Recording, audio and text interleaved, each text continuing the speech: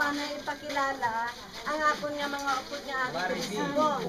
Unahon ta ang amon upod nga representante sang donor o kung naghatag sang sini nga relief good subong si Miss Janet Panganiban.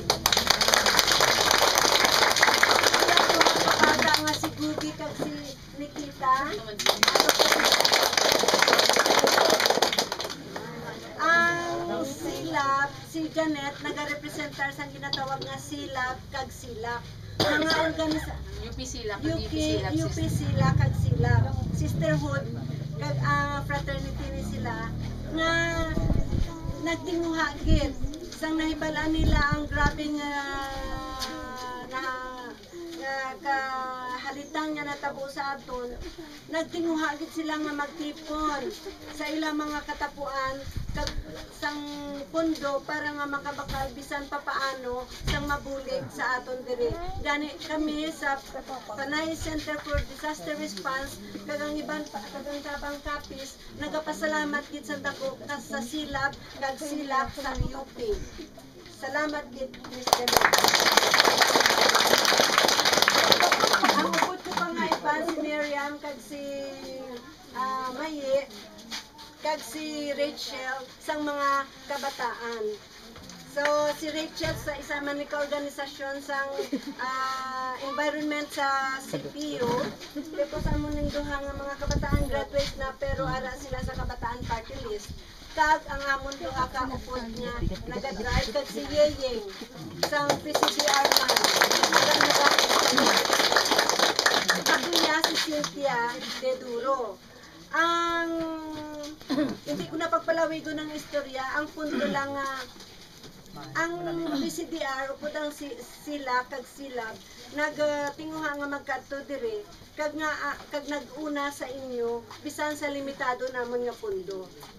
Hindi man tani responsibilidad sang NGO o kung sang pribado ang paghatag sang relief goods pero sa nakita namon halos ang ini nga lugar wala maabot sang bulig. Hindi namon gusto kwaon ang responsibilidad sang gobyerno. Apang nagsulod lang kami bangod sa nakita namon nga medyo kulang ang ginhimo sang gobyerno para sa inyo. Gani nga nagtinguha gid kami magkadto diri. Sino ang mga dapat hatagan namon? Una, may kategorya kita. Sa sulod sa isa ka barangay matod nga naghapa ang tanan nato nga kabalayan, naghapa nga atong pangabuhian, pero nagakinanglan nga pilion naton ang mga tawo nga ginatagaan man naton. Sino ni sila? Una, nagahatag kita sa mga pinakaapektado, imol, kag organisado. Nga kay kinahanglan may sistema kita, kay kung bisan sinulang, hindi ta maintindihan. Kay kung organisado ta, may listahan kita, kaintindi kita kung ano ang sitwasyon. Sang sa, hindi ka organisado, nga wala ka kay balo dito, kung anong nagakatabo sa ila, hindi pala. Ikaduha, pinaka-imol, pinaka-apektado, pero bisan hindi organisado. Putsilingon, wala ta ginasarahan ang hindi organisado, pero pinaka-imol siya kag pinaka-apektado. Kag ang ikatatlo naton organisado, imol kag hindi masyado apektado kung may sobra. So, amo na ang kinaiya sang mga ginabuligan naton. Sa ang isa pa, hindi kami wala kami halos nagkakadto sa mga lugar nga puno na sang bulig sa gobyerno. Kaya nga sa kadamo sa mga baryo diri may mga barangay nga may nagatumpok ang bulig sa gobyerno kag sa mga pribado. Pero may mga barangay nga wala gid katilaw. Dito kami kakadto sa mga barangay nga wala gid halos nakatilaw.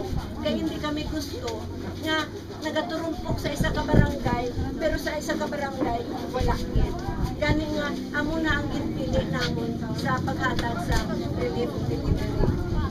Sa pagkaintindi ko, ang tabang gapis amo na ang nagpatagayon sa pagpili sa inyong tanan. nagkasalig kami sa bayan sa Tabang Gapis nga ang mga kategorya o kunang mga itumod ko nga mga benepisyaryo amo ang nagasanto sa amon nga bulig nga ihatag. So, hindi na kita magpadugay. Gabay nga ang ini nga bulig sa pagpaninguha sang silak UP, sang UP, makapiyan-piyan. Hindi ini makasabat sa kapirdihan, kahalitan nga natabo sa atong kabuhi. Pero ang ini nga bulig, nagatanaw lang kami nga makapiyan-piyan sa atong gutom. Makapiyan-piyan nga bisan pa paano makakaon kita kag makatrabaho nga hindi na ta magpanumdum nga ngita pa sang karanon sa sulod sang duha ka adlaw. Salamat gid nga madamo.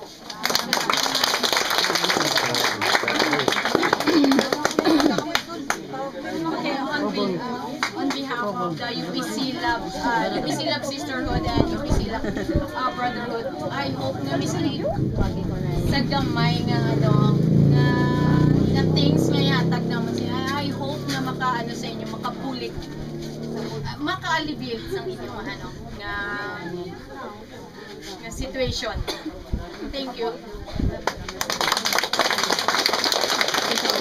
Ang pamaagi nato na niyo, lawagon, sa Tabang Gapis, ang mga ngalan, papalapis dere, pagkatapos ihatag namon ang goods. Okay? Tapos mapirma, gali dere. Dili ka tayo